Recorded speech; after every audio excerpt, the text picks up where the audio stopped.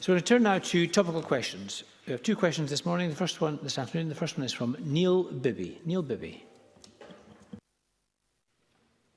Thank you, Presiding Officer. To ask the Scottish Government how it and Police Scotland are ensuring that women are protected from harassment and violence. Thank you. Cabinet Secretary Humza Yousaf. I'm sure the member would agree that recent events have shone a spotlight on this issue and the scale of abuse, the scale of violence, harassment that women and girls face every day in our society. And I know my thoughts, the government's thoughts, and I'm certain the whole Chamber's thoughts continue to be with the family of Sarah Everard.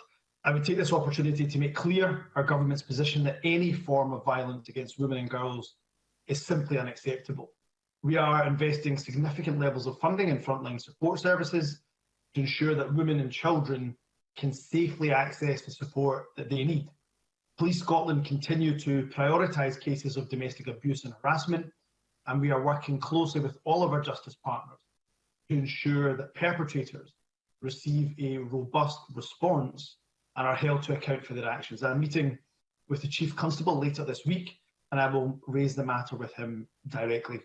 We have also recently established an independent working group to look at misogyny in Scotland, led by Baroness Kennedy, and it will report for months. It will consider how best we tackle misogynistic behaviour across our society, including street harassment. It is making excellent progress, with its first evidence session taking place on Friday. The Cabinet Secretary for Social Security and Older People has also extended an offer to meet with organisers of the Reclaim These Streets vigil in Edinburgh to discuss these hugely important matters. Thank you. Neil Bibby.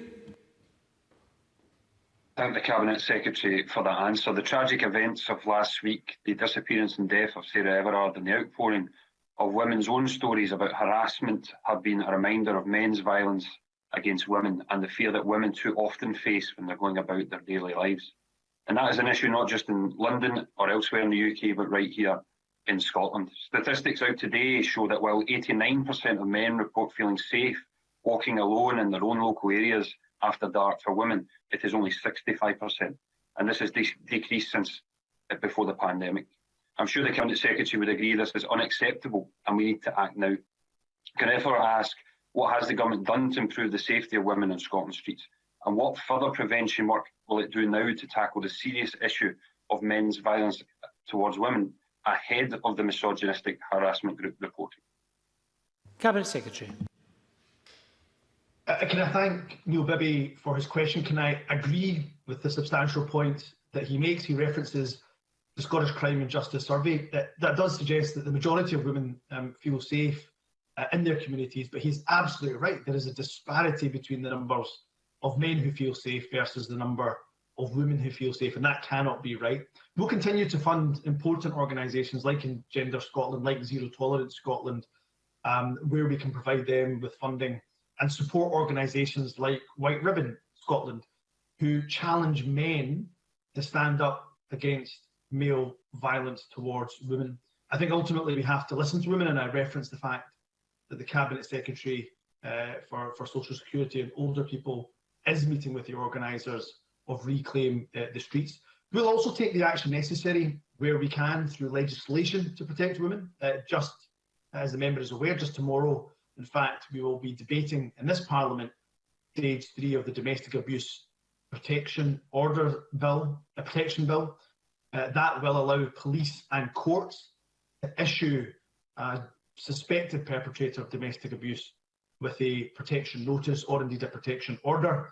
That will mean that the victim of domestic abuse, in 80% of cases, of course, that is a woman, that a domestic abuse victim will not have to flee their home simply for their own safety. So where we can take legislative action ahead of the misogynistic misogyny and the criminal law working group, then we will take that action. Where we can work with third sector partners, we will do that. And where the opposition and others want to work cross-party, then this government will absolutely make themselves available to be part of that solution. Thank you. Neil Bibby. Thank the Cabinet Secretary for that answer, and we certainly will work with the government cross-party to tackle this issue. We've all been horrified by the story of Sarah Everard, who lost her life due to men's violence simply by walking home. However, even at home, women are not safe from violent men, and yet we also know that it's too often the victims of violence that are forced into economic hardship and forced to upend their lives in order to flee from violence, whereas their abusers too rarely face retribution for their actions. Domestic abuse is the fourth most common reason given for a homeless application in Scotland. As the Cabinet Secretary said, tomorrow we will be voting on the Domestic Abuse Protection Scotland Bill. Can I ask the Cabinet Secretary, will the Government support Rhoda Grant's amendments, which seek to ensure no victim loses their right to a home from a social landlord following their experience of abuse? And what has the Government done to explore how these rights could be extended to the private rented sector? Cabinet Secretary Hamza Youssef. I can again thank Neil Bibby for his questions. The Government intends to support a number of Rhoda Grant's amendments in tomorrow's debates. There may be one or two that we think have an unintended adverse consequence, and we can debate those tomorrow, but certainly a number of Rhoda Grant's amendments the Government will be looking to support. When it comes to domestic abuse, I'm pleased to say this Parliament has managed not just to reach consensus, but often unanimity on our desire to tackle this particularly pernicious crime. And as I say, I will continue to work with members right across the political spectrum to see what we can do to ensure that not just our streets, not just our communities, but as Neil Bibby says, our homes are safe for women. And that process must start by listening to the quite frankly horrendous testimonies that we've heard from women about how they feel unsafe in our communities. So I will pledge to work closely with any member who wishes to stamp out male violence against women. Thank you. We've got three members who wish to ask a supplementary. If we have concise questions and answers, we'll get through them all. Shona Robertson, to be followed by Lee MacArthur. Shona Robertson. Thank you. The horrific murder of Sarah Everard has been felt strongly by so many, and my thoughts are also with her family and her friends. Many women have reflected, including myself, of not feeling safe on the streets, of holding our keys in our hand, and we shouldn't have to feel like that. So does the Cabinet Secretary think that in addition to the work of the newly formed Misogyny Working Group, that we do need to consider urgently what further action needs to be taken to ensure women's safety? And surely that must include working with boys at an early age, change the attitudes of the next generation. Cabinet Secretary. I couldn't agree more with Shona Robertson, who has often raised these issues in the parliamentary chamber. What I would say is that we're pleased to work with projects like Emily's Test, led by the very inspirational Fiona Dre, which does actually seek to work with young men, young boys, in order to deal with issues of toxic masculinity. I do think we have to address these issues that Shona Robertson mentions. I know and I'm pleased to have seen a project by Rape Crisis Scotland where they go into high schools, again, talking to young people, but predominantly aiming their education towards young boys about issues around consent and so on and so forth. But I couldn't agree more with the general point that Shona Robertson is making. We don't have to wait for the working group in order to get on with taking action. Tomorrow will be an example of that when this Parliament hopefully will pass the Domestic Abuse Protection Scotland Bill. But equally, where we can work with other organisations, with third sector partners, to do that work with our young men, young boys in society, then that is work that this government absolutely supports. Thank you. Lee MacArthur, to be followed by Annie Wells. Thank you, President Officer. Can I declare an interest as an ambassador for White Ribbon Scotland, Orkney? Like many over lockdown, I've found a daily walk not just a luxury but a need. I take that for granted. I can do it safely day or night. With news of Sarah Everard's murder and the discussions that have followed, it's horrifically clear that too many women don't enjoy the same privilege. The stories of street harassment have been harrowing. It's not acceptable, and women should have the right to feel safe. Scottish Liberal Democrats believe a commission should be established to build on the work of Dame Helena Kennedy's group, come forward with recommendations and pave the way for the changes that need to be made. Is that an idea that commands the support of the Cabinet Secretary? Cabinet Secretary. I would certainly be willing to explore that with an open mind. I heard this morning on Good Morning Scotland, Liberal Democrat Carol Lindsay. I've often found her to be a very considered and thoughtful individual, and certainly this idea that's been presented by Liam MacArthur in terms of commission is absolutely something that I'd be happy to explore, because in some respects, of course, we have to accept that although legislation can play its part, it is not the only answer. We've heard from Shona Robinson and others that education is clearly a part of that. So a commission may help in bringing all of those strands of work together. So I will certainly engage with Liam MacArthur and anybody else directly on any proposals they have to tackle the scourge of men's violence against women. Thank you. And Annie Wells. Thank you, Presiding Officer. May I also send my condolences to the friends and family of Sarah Everard. The latest figures from the Crown Office highlight how prevalent domestic abuse still is within our society, with the number of domestic abuse charges in 2019-2020 at a 4-year high. Yet any domestic abuser convicted to less than 4 years in prison will be automatically let out halfway through their sentence. This soft-touch approach to justice does not protect victims. So will the SNP and the Cabinet Secretary commit to ending automatic early release for perpetrators of domestic abuse, as well as other criminals who also enjoy this luxury? Cabinet Secretary. I can say it's a shame that Annie Wells has chosen to politicise the issue in such a way. We, of course, ended our automatic early release for long-term prisoners, which was introduced by her own party. But the issue around tackling domestic abuse, I think, will be debated most effectively tomorrow. We have the opportunities of Parliament to hopefully unite, transcend the politics, and unite and pass the Domestic Abuse Protection Scotland Bill, which will allow Police Scotland, it will allow our court to impose a domestic abuse protection notice and indeed a domestic abuse protection order, where for the first time a suspected perpetrator of domestic abuse can be removed from their home. Therefore, the victim of domestic abuse can remain with their family in the family home, not have to end up fleeing the family home, not end up homeless. Now, if Annie Wells would like to be part of that coalition that is giving that additional protection to the victims of domestic abuse, which are predominantly women, then I would very much welcome that. And if they have any other ideas that we can take forward to protect victims of domestic abuse, then of course I will listen to them. But trying to frame this as a debate versus soft versus hard justice, I'm afraid, is not doing the issue any justice whatsoever. We will follow the data, we will follow the evidence, and we will continue to take a smart justice approach. Thank you very much. Question number 2, Beatrice Wishart.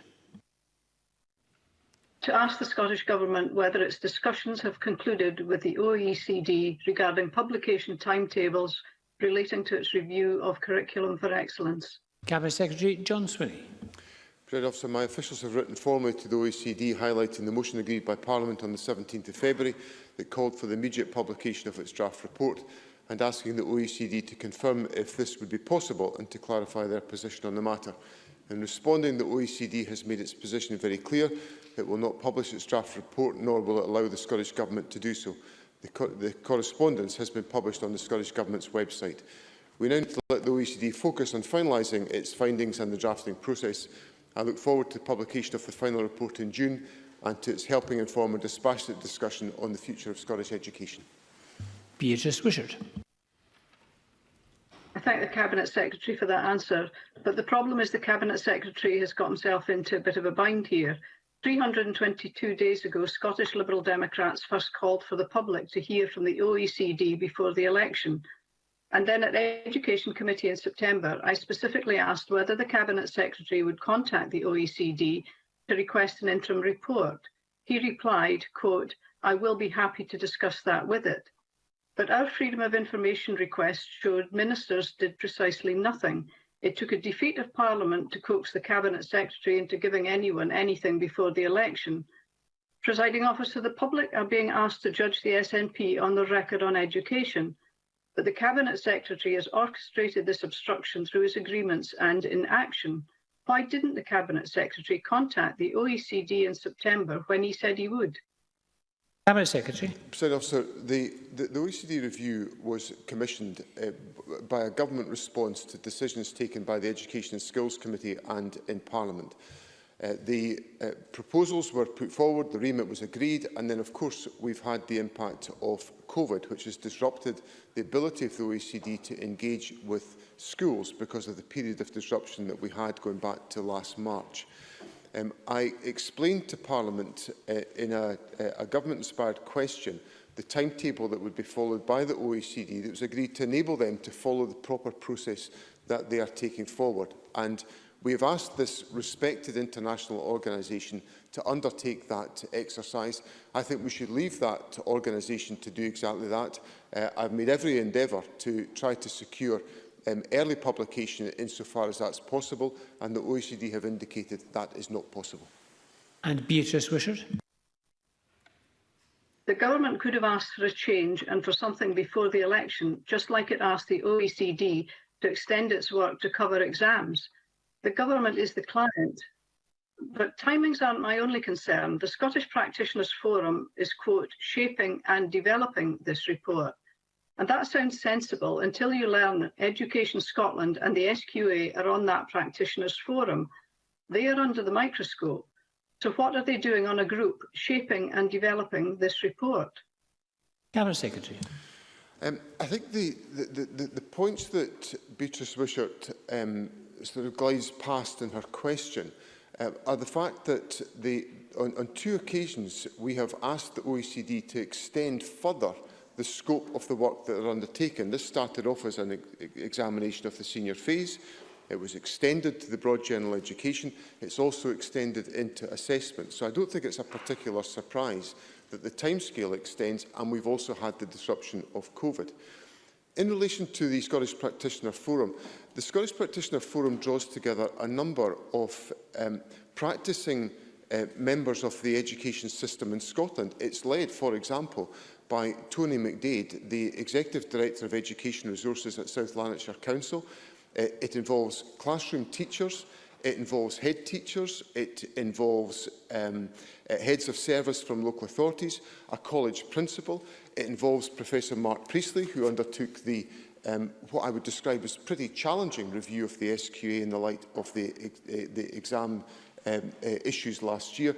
And yes, of course, there is participation from Education Scotland and the Scottish Qualifications Authority to make sure the OECD are able to speak to the range of different participants in the delivery of Scottish education.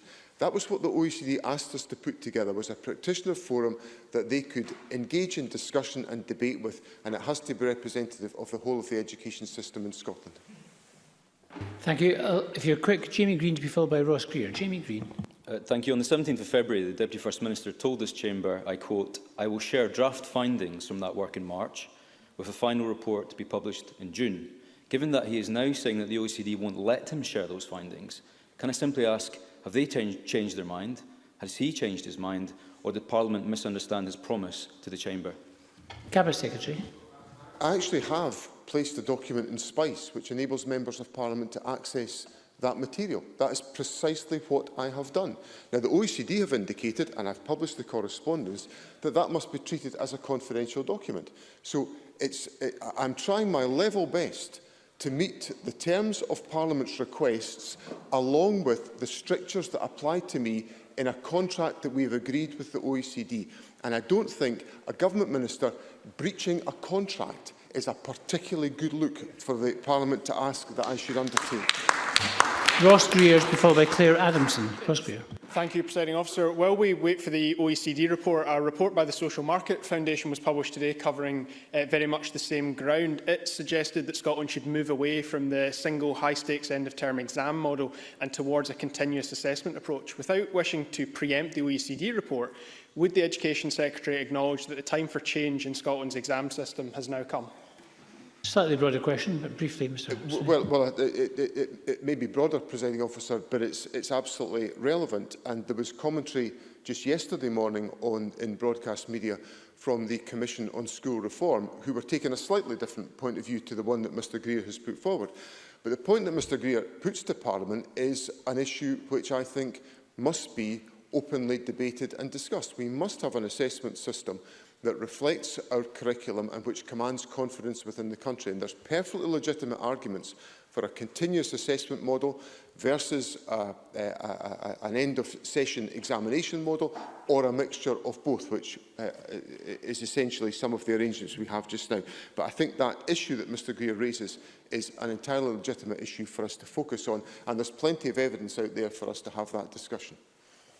Claire Adamson.